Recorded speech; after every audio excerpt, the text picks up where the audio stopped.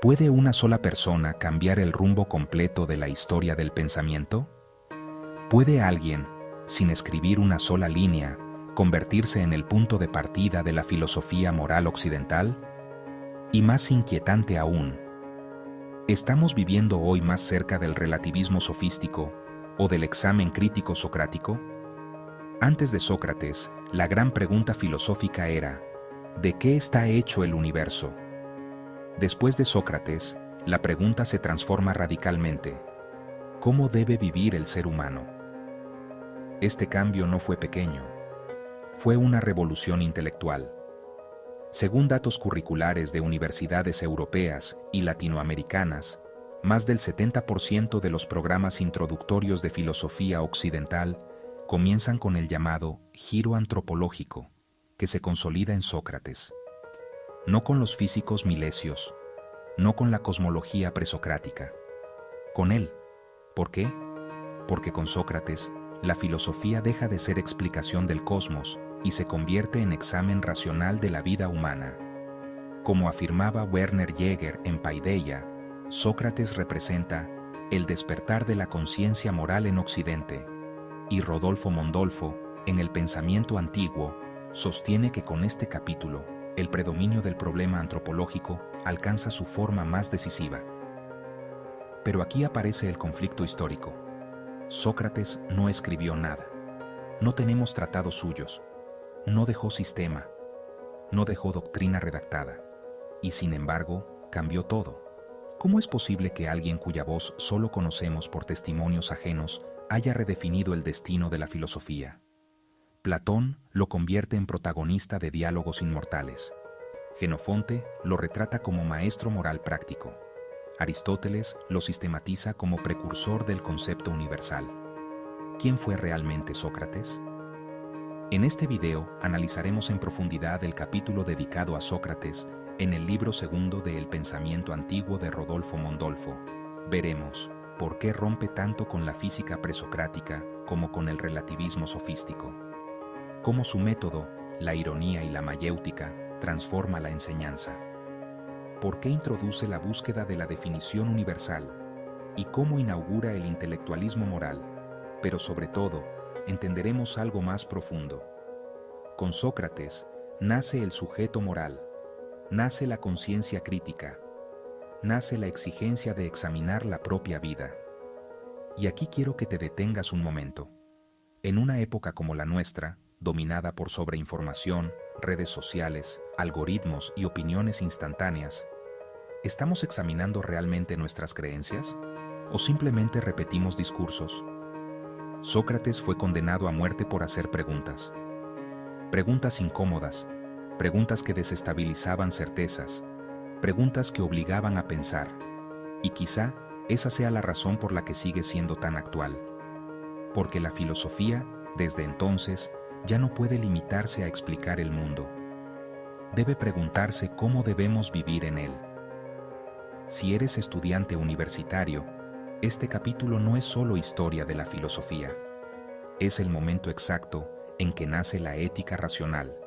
Así que quédate hasta el final, porque veremos no solo lo que Sócrates pensó, sino por qué, sin él, no existirían ni Platón, ni Aristóteles, ni la tradición ética occidental tal como la conocemos.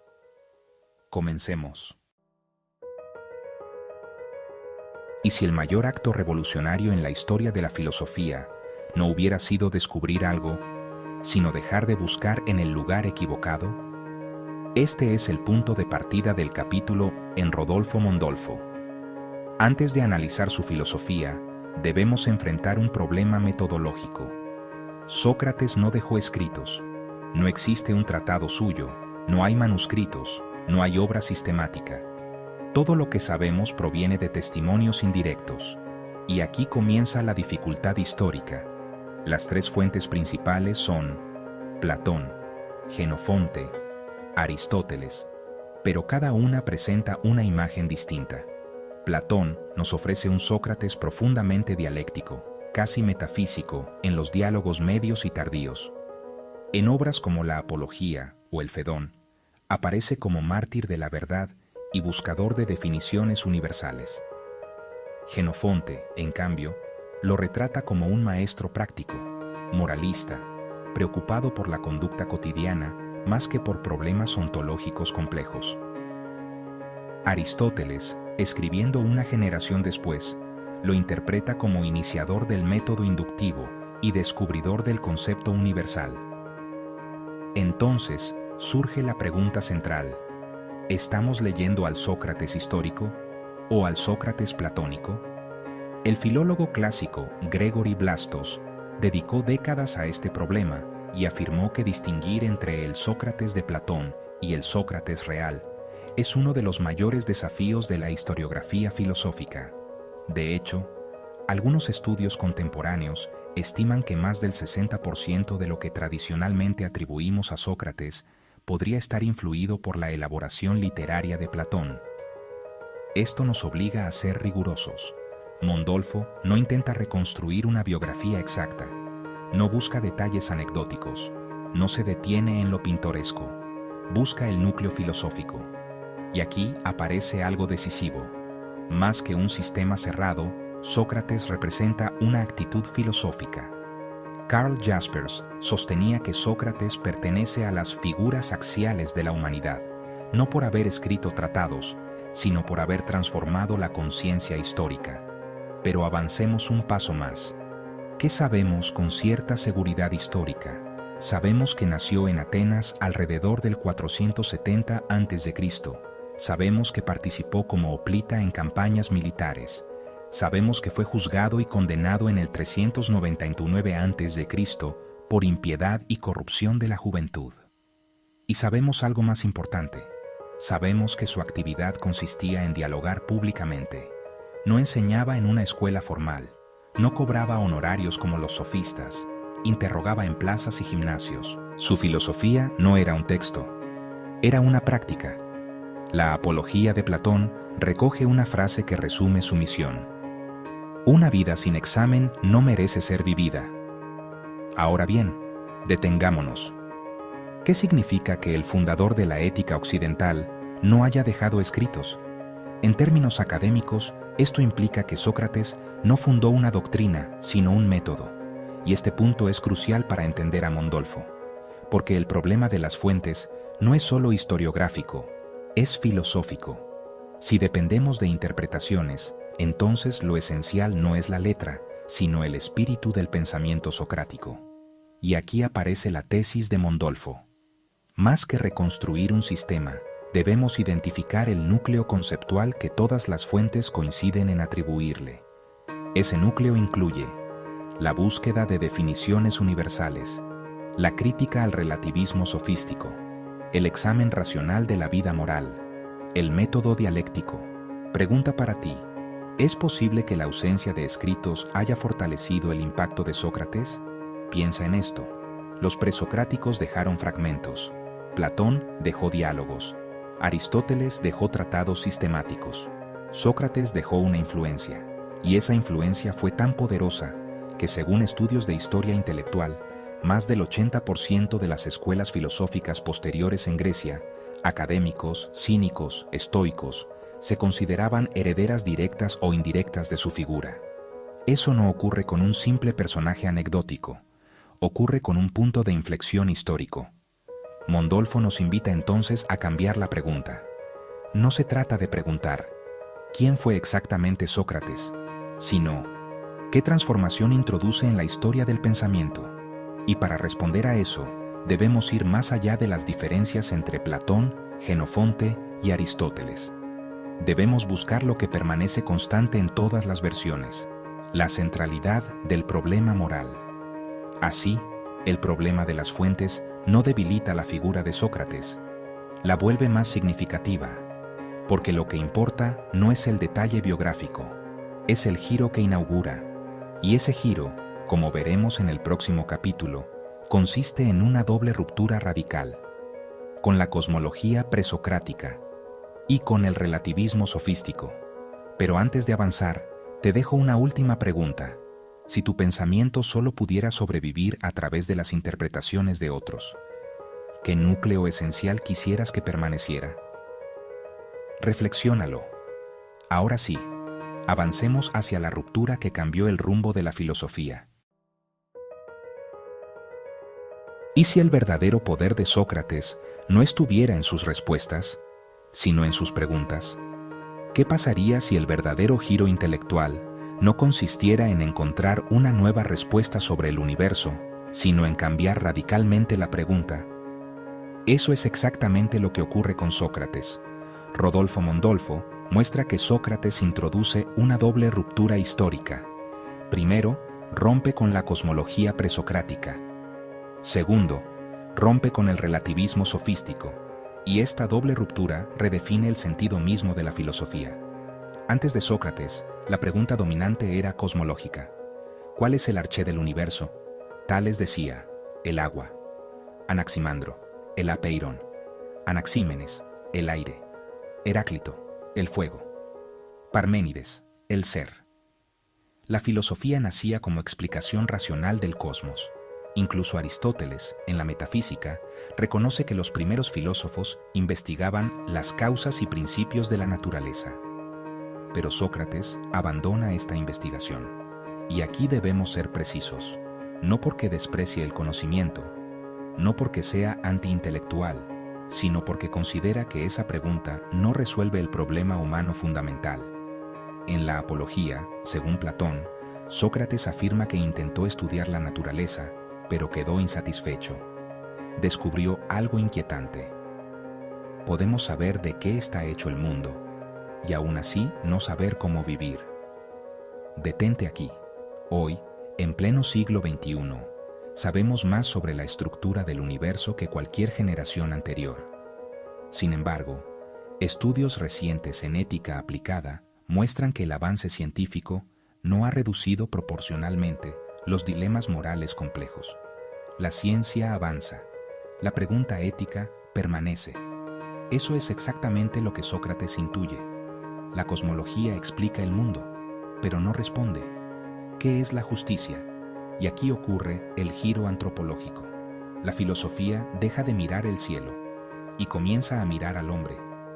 Pero la ruptura no termina ahí. Sócrates también se enfrenta a los sofistas. Y aquí entramos en un conflicto intelectual decisivo. Los sofistas, como Protágoras, sostenían: el hombre es la medida de todas las cosas.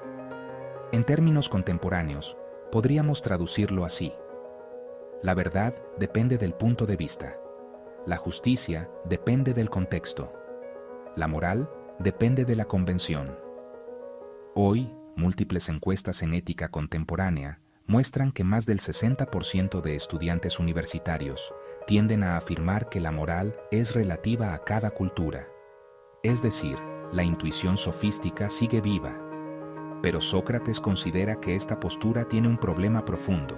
Si todo es relativo, entonces no hay criterio racional para distinguir entre lo justo y lo injusto. No hay posibilidad de verdad moral. Y si no hay verdad moral, ¿qué sentido tiene la filosofía? Aquí aparece la tensión central del capítulo. Sócrates no vuelve al cosmologismo, pero tampoco acepta el relativismo. Hace algo más complejo.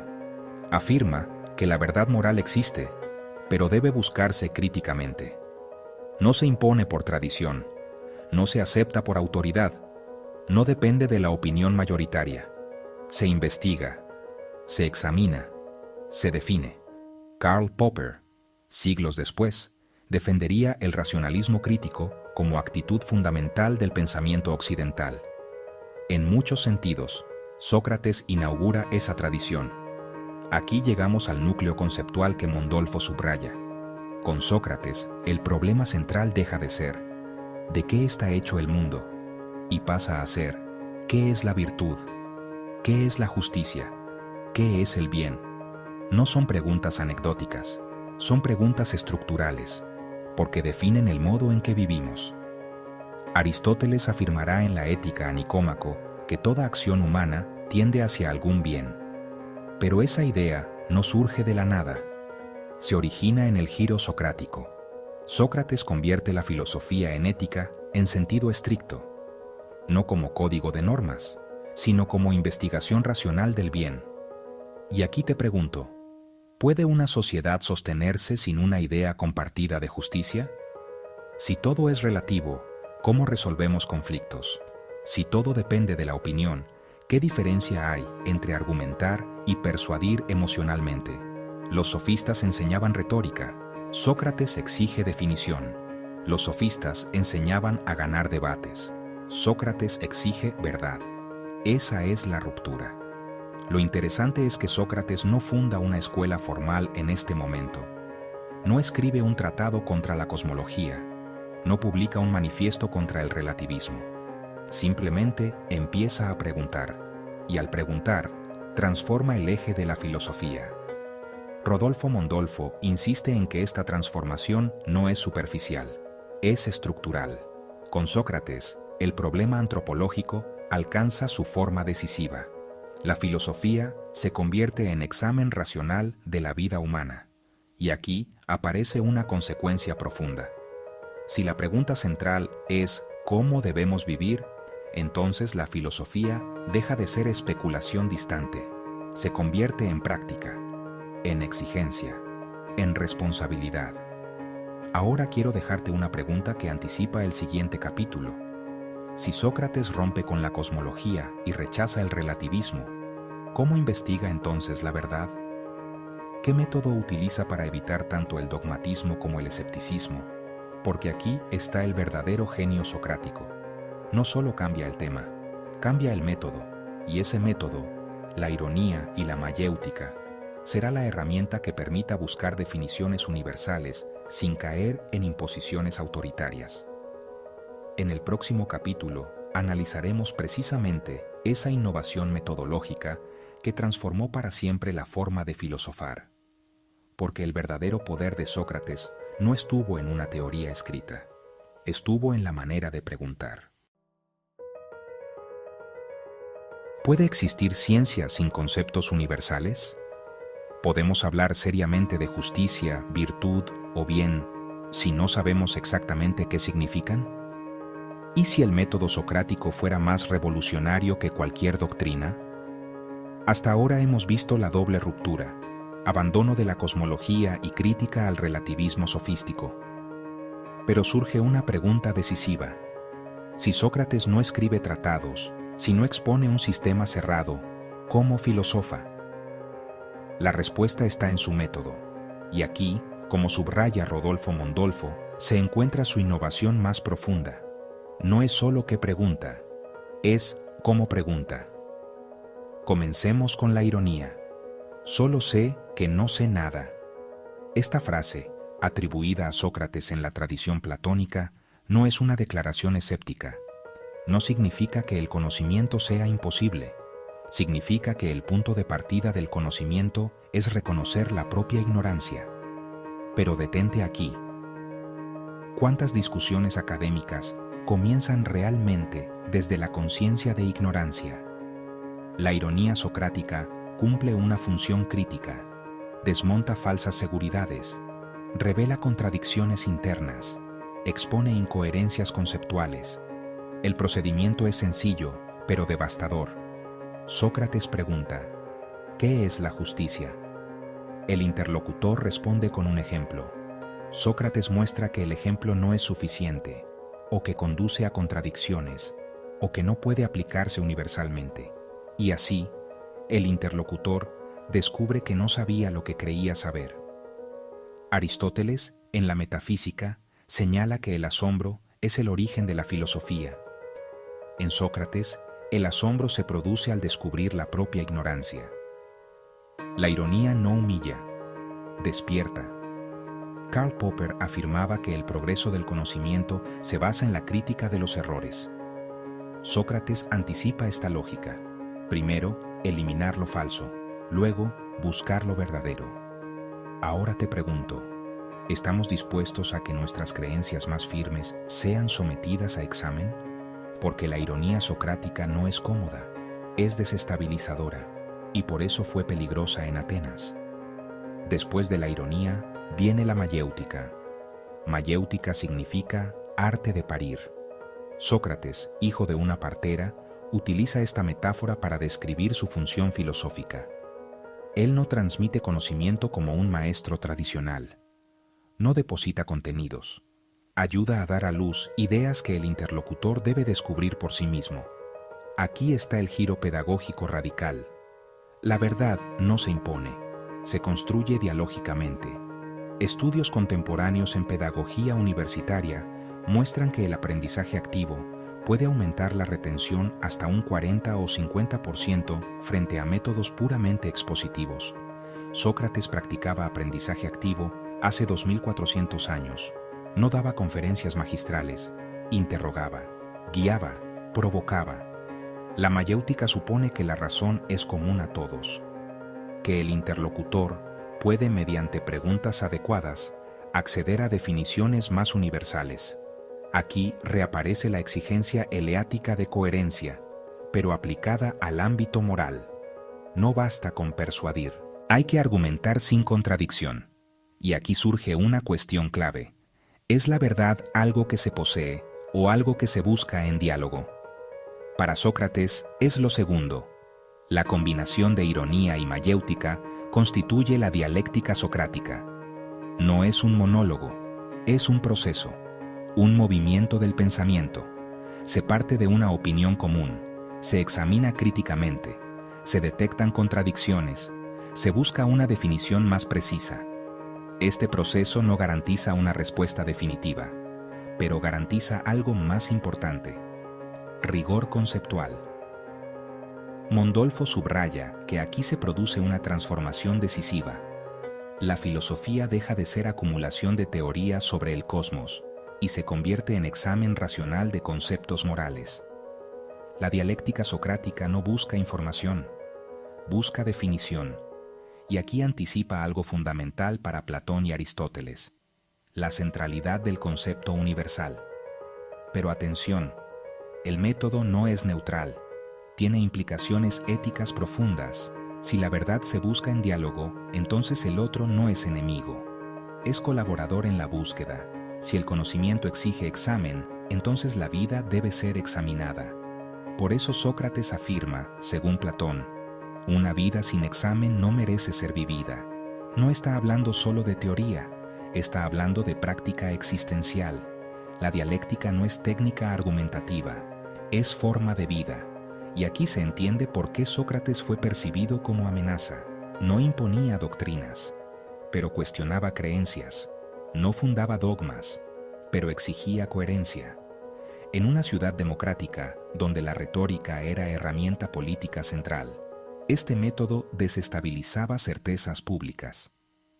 Ahora quiero plantearte una cuestión central. Si el método socrático se basa en desmontar falsas certezas y construir definiciones más universales, ¿es compatible con el relativismo? ¿Puede sobrevivir la dialéctica en un contexto donde toda verdad es solo opinión? Aquí está el punto decisivo. El método socrático presupone que la verdad es buscable, no que sea relativa, no que sea arbitraria, sino que puede aproximarse racionalmente. Por eso Mondolfo considera que la innovación de Sócrates es ante todo metodológica. Sin este método, no habría teoría de las ideas en Platón, no habría lógica sistemática en Aristóteles, no habría tradición dialógica en la filosofía occidental. Podemos resumir el método socrático en 3 movimientos: reconocimiento de ignorancia, crítica de contradicciones, búsqueda de definición universal mediante diálogo. Y ahora te dejo una pregunta para reflexionar antes de avanzar. En nuestra vida académica y profesional, ¿practicamos realmente la ironía socrática? ¿O defendemos posiciones sin examinarlas? En el próximo capítulo, veremos hacia dónde conduce este método. Porque una vez que Sócrates exige definiciones universales, surge un problema aún más profundo. ¿Es posible definir la virtud en términos universales? Ahí comienza el núcleo conceptual que transformará toda la ética occidental. ¿Es posible que nadie haga el mal voluntariamente? ¿Y si el problema moral no fuera la maldad, sino la ignorancia? ¿Y si todo comportamiento injusto pudiera explicarse como un error de conocimiento? Aquí entramos en una de las tesis más provocadoras del pensamiento socrático, según Rodolfo Mondolfo. La virtud es conocimiento, Y esta afirmación no es metafórica, es literal. Y más aún, ¿qué ocurre cuando creemos saber qué es la justicia, pero no podemos definirla sin contradicciones? Aquí entramos en uno de los núcleos más profundos del pensamiento socrático, según Rodolfo Mondolfo, el problema de la definición universal. Imagina que alguien responde a la pregunta, ¿qué es la justicia?, diciendo, justicia es devolver lo que se debe. Suena razonable, pero Sócrates preguntaría, ¿siempre? ¿Devolver un arma a alguien que la usará para dañar a otro sería justo? La respuesta empieza a tambalear. Este es el procedimiento socrático. No acepta ejemplos particulares como definición suficiente. Exige algo más profundo.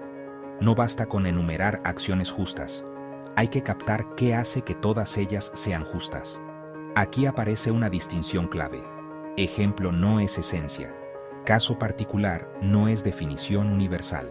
Y este paso es decisivo en la historia del pensamiento.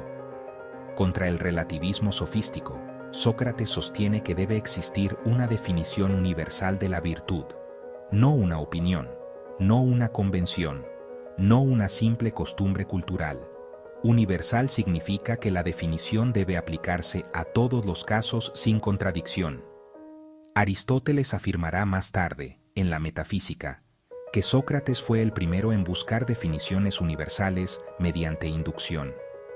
Este punto es tan importante que muchos historiadores de la filosofía consideran que aquí nace la teoría del concepto. Detente un momento. Hoy, en cualquier disciplina académica, derecho, biología, economía, trabajamos con conceptos definidos. Sin definición clara, no hay investigación rigurosa. Estudios en metodología científica muestran que la ambigüedad conceptual es una de las principales causas de error en investigación académica. Sócrates intuyó esto siglos antes de la formalización científica moderna. Sin definición, no hay conocimiento estable. Los sofistas podían decir, la justicia es lo que la ciudad considera justo. Pero Sócrates pregunta, ¿y si la ciudad se equivoca? ¿Existe un criterio más allá de la opinión mayoritaria? Aquí aparece una tensión fundamental entre democracia y verdad.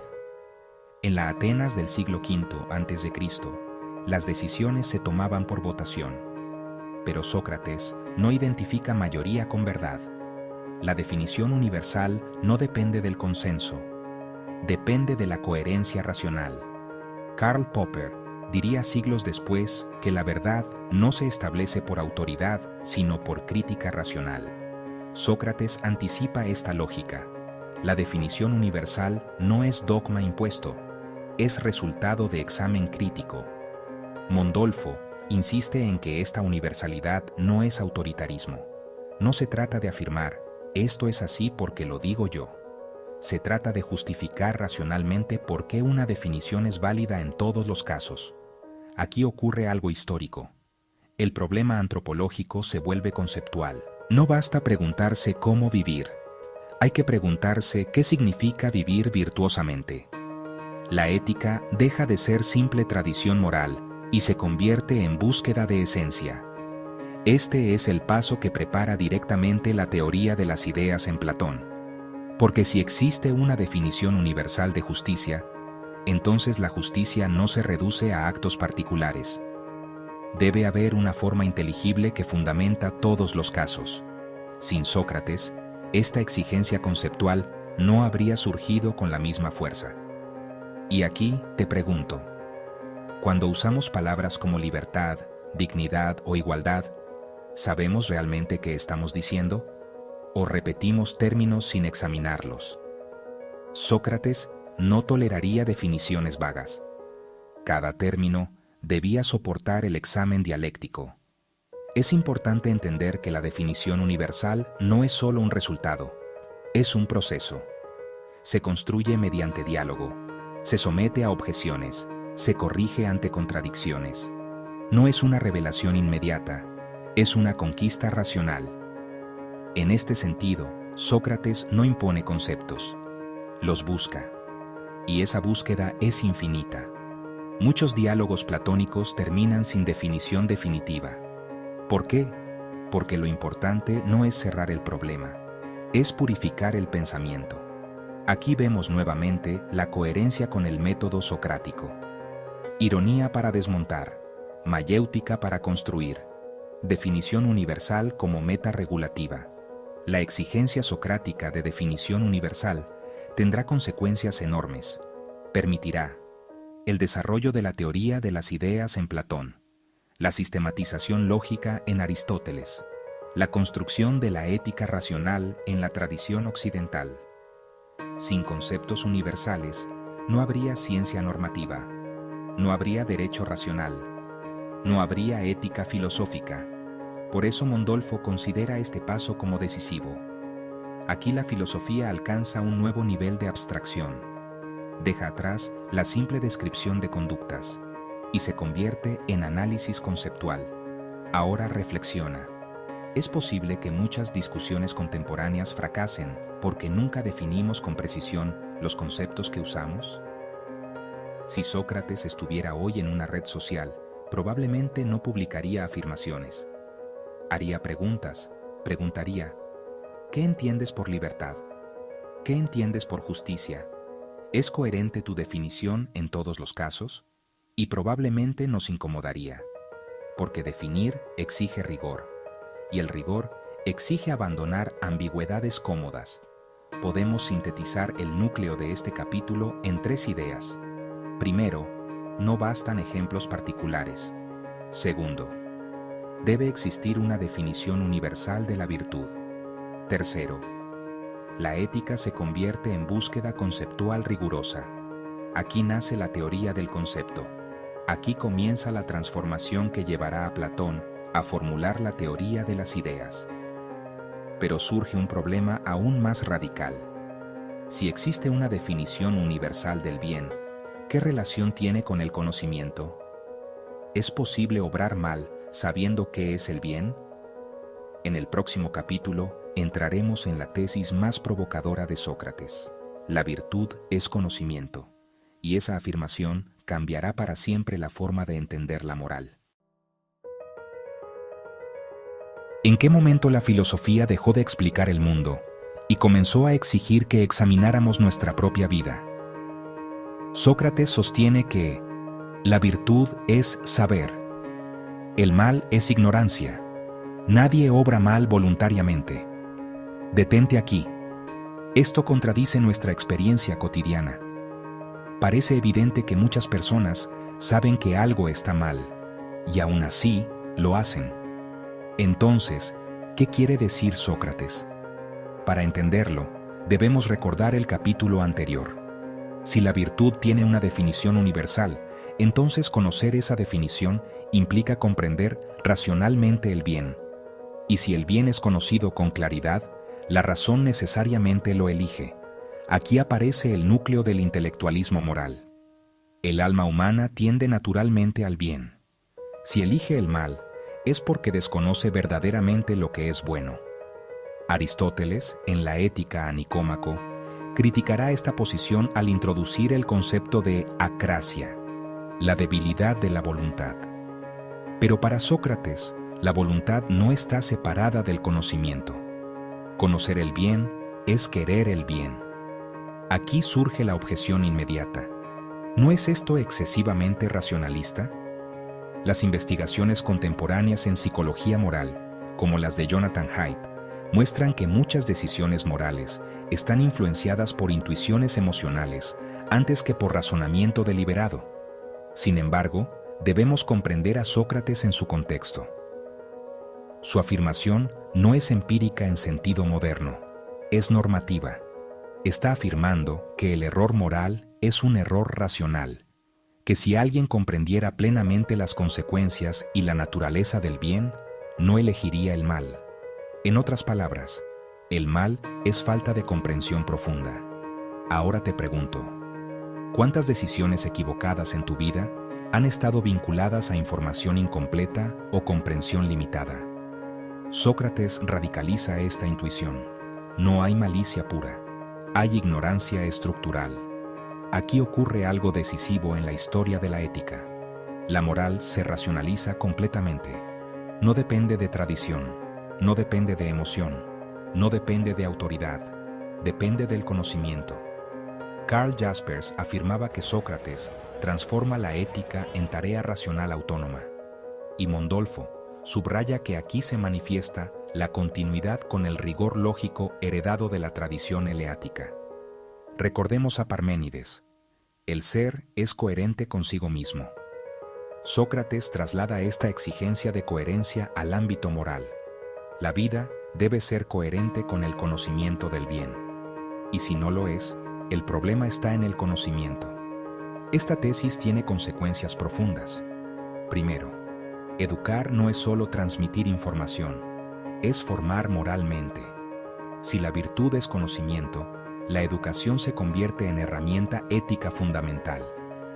Segundo, la responsabilidad moral se vincula con la ignorancia.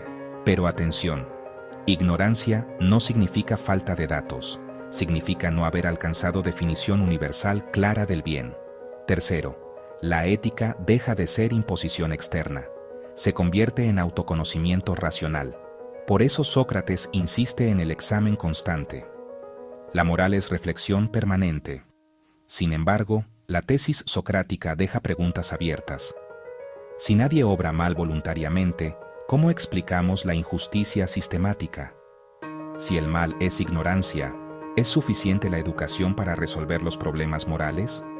La historia parece mostrar que el conocimiento técnico no garantiza comportamiento ético. El siglo XX produjo avances científicos extraordinarios y también atrocidades masivas. Aquí se percibe el límite del intelectualismo socrático. Pero su importancia histórica no disminuye, porque introduce algo revolucionario: la idea de que la ética puede fundamentarse racionalmente, y que el bien no es arbitrario. En Sócrates no hay separación entre teoría y práctica. No existe la figura del intelectual inmoral. Si alguien comprende el bien, necesariamente lo vive. Por eso su propia vida se convierte en testimonio filosófico. Prefiere aceptar la condena antes que actuar contra lo que considera justo. Aquí la coherencia alcanza su máxima expresión. La filosofía no es discurso, es forma de vida. Y esta coherencia entre saber y acción será una de las razones por las que sus discípulos lo consideraron modelo ético. Ahora quiero dejarte una pregunta incómoda. Si realmente comprendiéramos las consecuencias éticas de nuestras acciones, económicas, sociales, ambientales, ¿actuaríamos de la misma manera? ¿O muchas decisiones cotidianas se apoyan en una forma de ignorancia selectiva? Tal vez Sócrates no estaba afirmando que somos moralmente impecables. Tal vez estaba señalando que la raíz del mal está en no haber examinado suficientemente nuestras creencias. Podemos resumir el intelectualismo moral en 4 puntos. La virtud es conocimiento. El mal es ignorancia. Nadie obra mal voluntariamente. La ética debe fundamentarse racionalmente. Este es uno de los pilares sobre los que se construirá toda la tradición ética posterior. Platón desarrollará la relación entre conocimiento y bien supremo. Aristóteles matizará introduciendo la debilidad de la voluntad. Pero el punto de partida es socrático. Y aquí aparece la transición hacia el siguiente capítulo. Si la virtud es conocimiento, entonces el centro de la moral no está en la ley externa, está en el sujeto, en la conciencia, en la interioridad. En el próximo capítulo veremos cómo con Sócrates emerge algo nuevo en la historia del pensamiento: el descubrimiento del sujeto moral. ¿En qué instante la pregunta dejó de ser ¿qué es el cosmos? Y pasó a ser ¿quién soy yo frente al bien y la justicia? Con Sócrates ocurre algo absolutamente nuevo en la historia del pensamiento. Aparece el sujeto moral. Y este es, según Rodolfo Mondolfo, uno de los aportes más decisivos del giro antropológico. Los presocráticos investigaban la estructura del universo. Los sofistas analizaban el lenguaje, la política y la persuasión. Pero Sócrates introduce un desplazamiento radical. La conciencia individual se convierte en instancia crítica. Ya no basta con comprender el orden del mundo, es necesario examinar el propio juicio. Aquí surge la idea de responsabilidad personal racional, no obediencia ciega, no tradición incuestionada, no autoridad impuesta. Examen. En la Apología, según Platón, Sócrates declara ante el tribunal ateniense: una vida sin examen no merece ser vivida. Detente aquí. Esta frase no es retórica, es fundacional. Por primera vez en la historia del pensamiento occidental, la vida individual se convierte en objeto de reflexión filosófica sistemática. Con Sócrates aparece la interioridad ética. La pregunta ya no es solamente ¿qué dicen las leyes?, sino ¿es justo obedecerlas en este caso? La autoridad última no es la costumbre, es la razón examinada. Karl Jaspers consideraba que Sócrates inaugura la conciencia filosófica autónoma, no porque rechace la ciudad, sino porque introduce un criterio interior de juicio.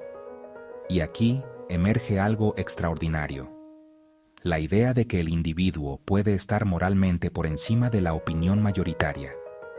Recuerda que Sócrates fue condenado por decisión democrática. La mayoría votó en su contra, pero él no renunció a su convicción racional. Esto plantea una pregunta profunda. ¿La verdad depende del número de votos? Sócrates responde con su vida que no. En la tradición platónica aparece el concepto del daimonion socrático, no como voz mística y racional, sino como señal interior que le advertía cuando iba a cometer un error. Muchos intérpretes ven aquí una anticipación de la conciencia moral.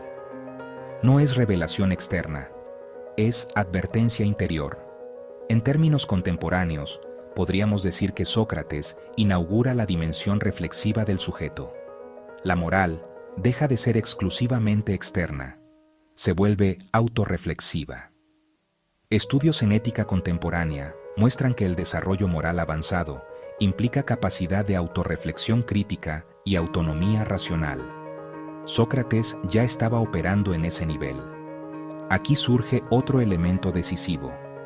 Si la virtud es conocimiento y la conciencia es instancia crítica, entonces cada individuo es responsable de examinar sus creencias. No puede delegar completamente su juicio moral. Este punto es revolucionario en una cultura donde la tradición y la polis tenían enorme peso normativo.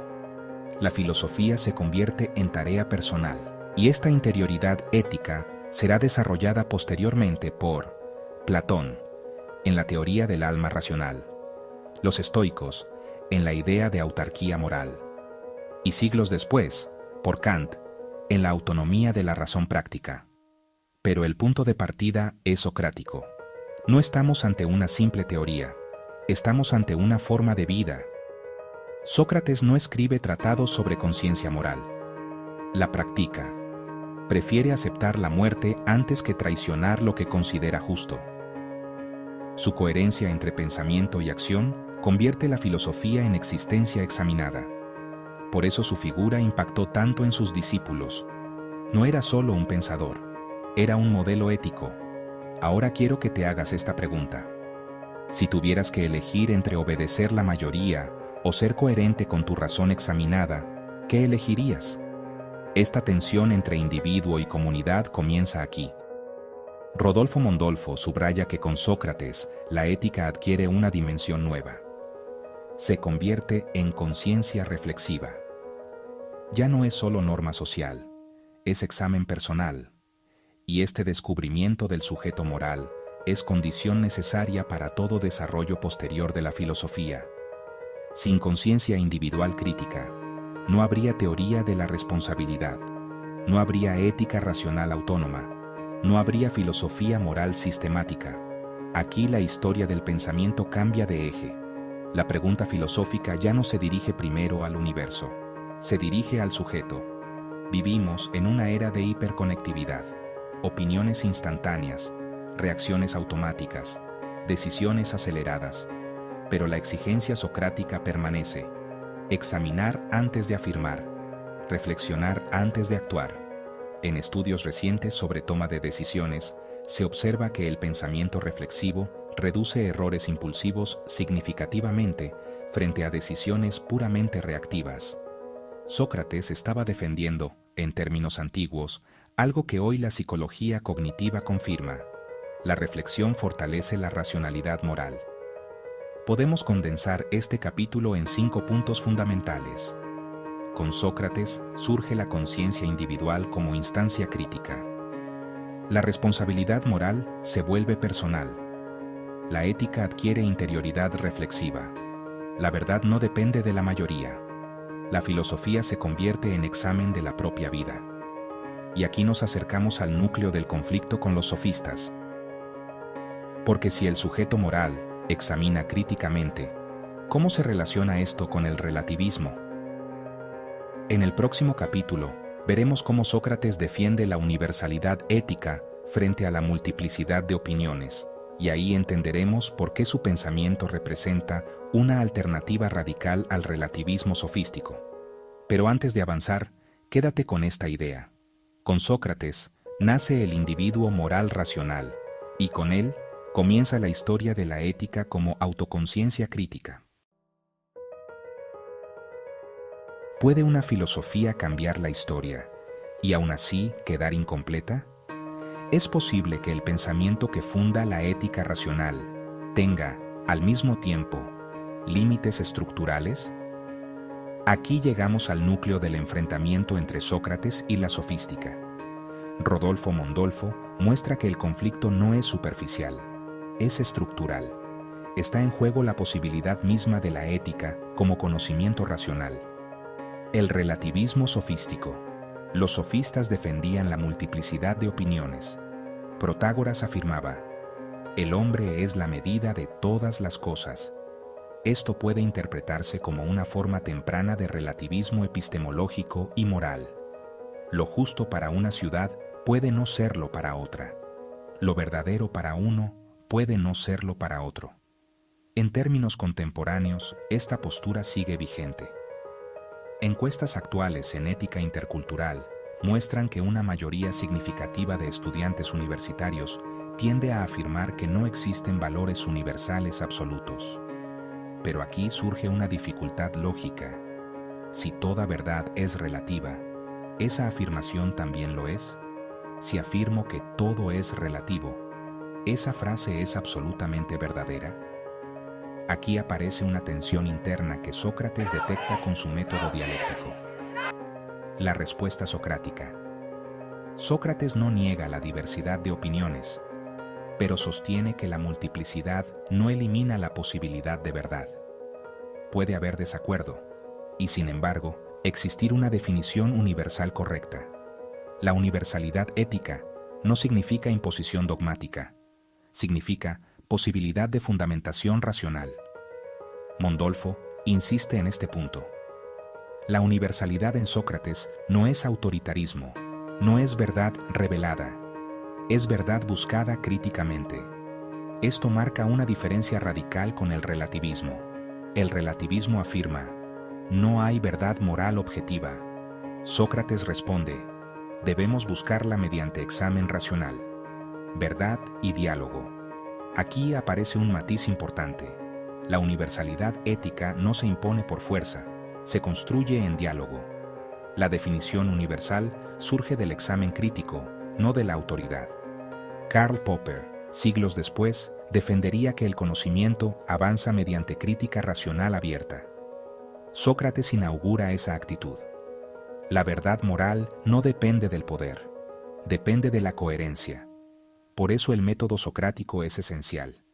Sin dialéctica, la universalidad se convierte en dogma.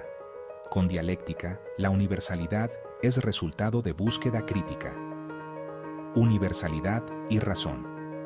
Si la virtud es conocimiento, entonces debe existir algo cognoscible universalmente. No puede ser pura convención. Aquí la ética adquiere estructura racional. Aristóteles desarrollará posteriormente la idea de que el bien humano tiene fundamento en la naturaleza racional del hombre. Pero el impulso inicial es socrático. La razón humana es común, y por eso puede aspirar a definiciones universales. Ahora quiero plantearte una pregunta clave. Si negamos toda universalidad moral, ¿podemos condenar racionalmente la injusticia? ¿O solo podemos decir que no nos gusta? Sin criterios universales, la crítica moral pierde fundamento. Y este es el problema que Sócrates intenta evitar. Pero atención, Mondolfo es cuidadoso. La universalidad socrática no es cerrada ni definitiva. No es sistema metafísico completo. Es exigencia metodológica. La definición universal se busca. Nunca se impone como incuestionable. Muchos diálogos platónicos terminan en aporía, en conclusión provisional. Eso muestra que la universalidad es meta-regulativa, no dogma cerrado. Aquí radica la fuerza del socratismo. No renuncia a la verdad, pero tampoco renuncia a la crítica. Vivimos en una época donde el pluralismo cultural es un hecho, pero la pregunta socrática sigue vigente. ¿Puede el pluralismo sostenerse sin algún criterio universal mínimo? En debates contemporáneos sobre derechos humanos, por ejemplo, se apela constantemente a la idea de dignidad universal. Esa noción presupone que existen fundamentos éticos válidos más allá de culturas particulares. Sin universalidad, el concepto mismo de derecho humano se debilita. Sócrates, sin hablar en esos términos modernos, inaugura esa tensión entre diversidad y fundamento, entre opinión y verdad. Podemos resumir la posición socrática en 5 ideas centrales. La multiplicidad de opiniones no elimina la posibilidad de verdad. Debe existir definición universal del bien. La verdad moral se busca críticamente, no se impone. La razón humana es capaz de fundamentación ética. La universalidad no equivale a dogmatismo. Aquí se consolida definitivamente el giro antropológico. La ética no es costumbre, es investigación racional, y esta postura será el puente hacia la síntesis platónica. Te dejo una pregunta para reflexionar antes de avanzar. ¿Es posible sostener una ética racional universal sin desarrollar una metafísica que la fundamente? Porque aquí aparece un límite del socratismo. Sócrates exige universalidad, pero no desarrolla un sistema ontológico completo que la explique. En el próximo capítulo veremos precisamente esos límites y entenderemos por qué fue necesario que Platón diera el siguiente paso. Pero algo ya es irreversible. Con Sócrates, la verdad moral deja de ser relativa a la opinión y se convierte en tarea racional universal. Hemos recorrido el giro antropológico, la ruptura con la cosmología, la crítica al relativismo sofístico, el método dialéctico, la definición universal, el intelectualismo moral, el descubrimiento del sujeto ético. Hasta ahora hemos visto la grandeza de Sócrates, el giro antropológico, la búsqueda de definiciones universales, el intelectualismo moral, la universalidad ética frente al relativismo. Pero Rodolfo Mondolfo no presenta un retrato idealizado. También señala los límites del socratismo, y comprender esos límites es clave para entender por qué fue necesario el paso hacia Platón. Primer límite: ausencia de metafísica sistemática. Sócrates exige definiciones universales, pero no desarrolla una ontología que explique dónde y cómo existen esas definiciones. Pregunta central: si existe una definición universal de justicia, ¿dónde reside? ¿Es una construcción mental? ¿Es una realidad objetiva independiente? ¿Es una forma ideal? Sócrates no responde explícitamente, no formula una teoría del ser, no desarrolla una metafísica sistemática. Aristóteles, siglos después, dirá que Sócrates buscaba el ¿qué es?, pero no separó las esencias como lo hará Platón con la teoría de las ideas. Aquí aparece una tensión. La exigencia conceptual es fuerte. La fundamentación ontológica es débil, y esta tensión abre el camino a Platón. Segundo límite: el intelectualismo excesivo. La tesis, la virtud es conocimiento, es poderosa, pero también problemática. ¿Es suficiente conocer el bien para hacerlo? Aristóteles criticará esta posición introduciendo el concepto de acrasia, la debilidad de la voluntad. La experiencia parece mostrar que el ser humano puede conocer el bien y aún así actuar en contra de él. Estudios contemporáneos en psicología moral indican que el comportamiento humano está influenciado por emociones, hábitos y contextos sociales, no solo por razonamiento racional. Esto no invalida a Sócrates, pero muestra el límite de su racionalismo. Su ética tiende a reducir la complejidad psicológica a un problema de conocimiento, y esa simplificación será matizada por la tradición posterior. Tercer, límite, ausencia de sistema político desarrollado. Aunque Sócrates dialoga en el contexto de la polis, no formula una teoría política sistemática. No construye un modelo institucional. No diseña una estructura normativa detallada. Su enfoque es ético individual. La transformación comienza en el sujeto, pero queda abierta la pregunta: ¿cómo se traduce esa ética racional en organización social concreta? Platón intentará responderlo en la República. Aristóteles lo desarrollará en la política. Sócrates deja la pregunta abierta. Aquí es importante no confundir límite con debilidad. Sócrates no elabora un sistema, porque su aporte es fundacional. Introduce el problema del concepto.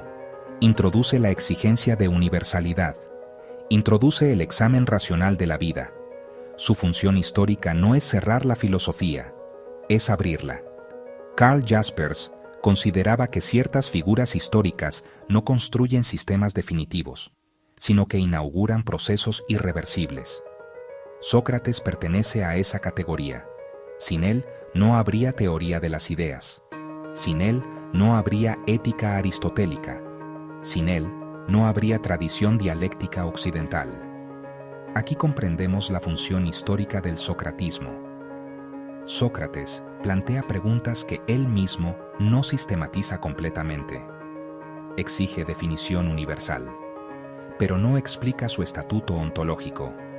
Afirma que la virtud es conocimiento, pero no desarrolla una psicología moral compleja. Defiende la universalidad ética, pero no construye metafísica explícita. Platón dará el siguiente paso. Si existe definición universal, entonces debe existir una realidad inteligible que la fundamente. Así nace la teoría de las ideas.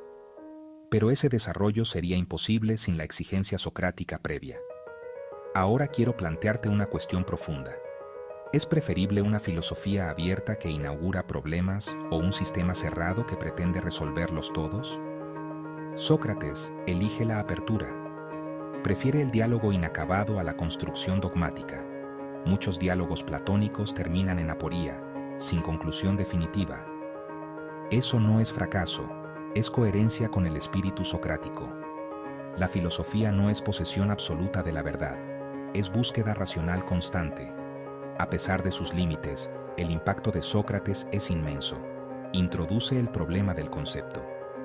Prepara la teoría de las ideas. Fundamenta la ética racional. Descubre la conciencia moral. Consolida el giro antropológico.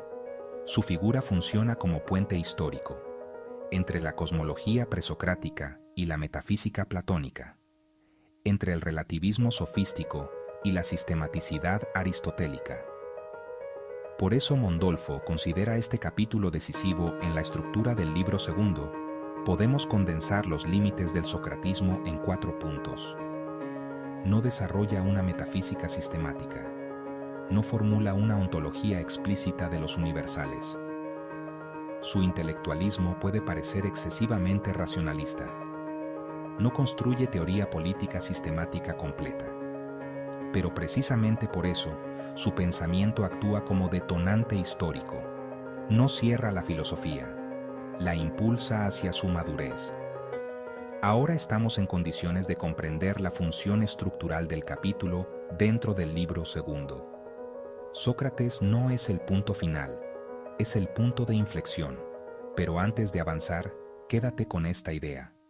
Los límites del socratismo no disminuyen su grandeza, la explican. Porque en filosofía, abrir un problema puede ser más revolucionario que resolverlo. Hemos recorrido el giro antropológico, la ruptura con la cosmología, la crítica al relativismo sofístico, el método dialéctico, la definición universal, el intelectualismo moral, el descubrimiento del sujeto ético. Pero ahora debemos formular la pregunta decisiva: ¿qué cambia realmente en la historia de la filosofía después de Sócrates? ¿En qué sentido su figura transforma de manera irreversible el pensamiento occidental? Rodolfo Mondolfo nos permite condensar el aporte socrático en una estructura conceptual precisa. Y esta síntesis no es meramente histórica, es filosófica. Antes de Sócrates, el centro era el cosmos. Después de Sócrates, el centro es el hombre.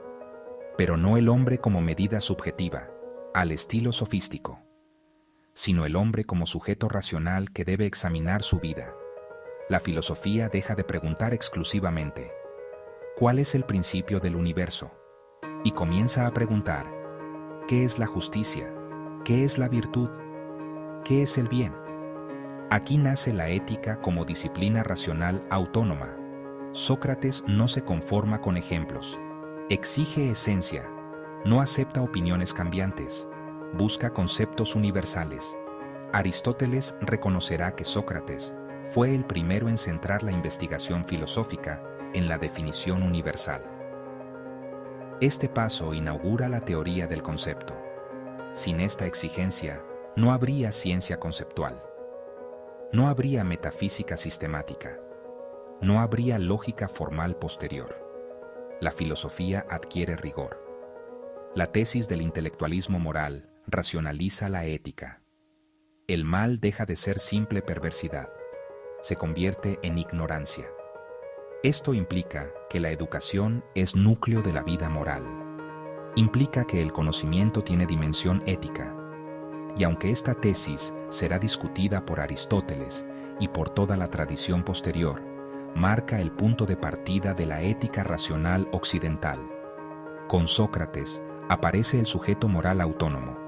La instancia última no es la costumbre, no es la mayoría, no es la tradición, es la razón examinada.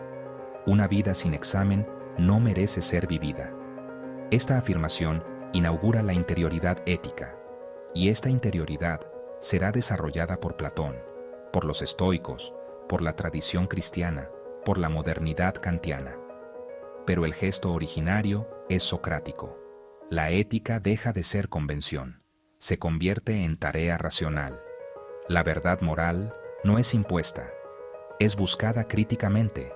La universalidad no es dogma, es resultado de examen. Este equilibrio entre racionalidad y crítica es el núcleo del legado socrático. Podemos condensar todo en una sola afirmación. Con Sócrates, la filosofía deja de preguntar qué es el mundo y comienza a preguntar cómo debe vivir el hombre. Este es el punto de inflexión. Este es el nacimiento de la ética filosófica. Este es el fundamento de la tradición clásica. Ahora quiero dejarte con una pregunta que trasciende el análisis histórico. En una época marcada por pluralismo cultural, relativismo moral y sobreinformación, ¿es posible recuperar la exigencia socrática de definición, examen y fundamentación racional? ¿Estamos dispuestos a someter nuestras propias convicciones al diálogo crítico? ¿O preferimos la comodidad de la opinión inmediata? Sócrates fue condenado por incomodar, por preguntar, por exigir coherencia. Pero precisamente por eso su figura permanece viva. Si este análisis te ayudó a comprender no solo quién fue Sócrates, sino por qué representa un momento estructural en la historia del pensamiento antiguo, te invito a hacer 3 cosas. Primero, deja en los comentarios tu postura. ¿Crees que vivimos en una cultura más cercana al relativismo sofístico o al universalismo socrático? Segundo, comparte este video con tus compañeros de estudio. La filosofía se fortalece en diálogo. Tercero, suscríbete al canal y activa las notificaciones, porque en el próximo análisis profundizaremos en cómo Platón transforma el legado socrático en un sistema metafísico completo. Porque examinar la vida no es solo una tarea académica, es una responsabilidad intelectual. Y quizá, como intuía Sócrates, el verdadero riesgo no es equivocarnos, sino vivir sin haber pensado.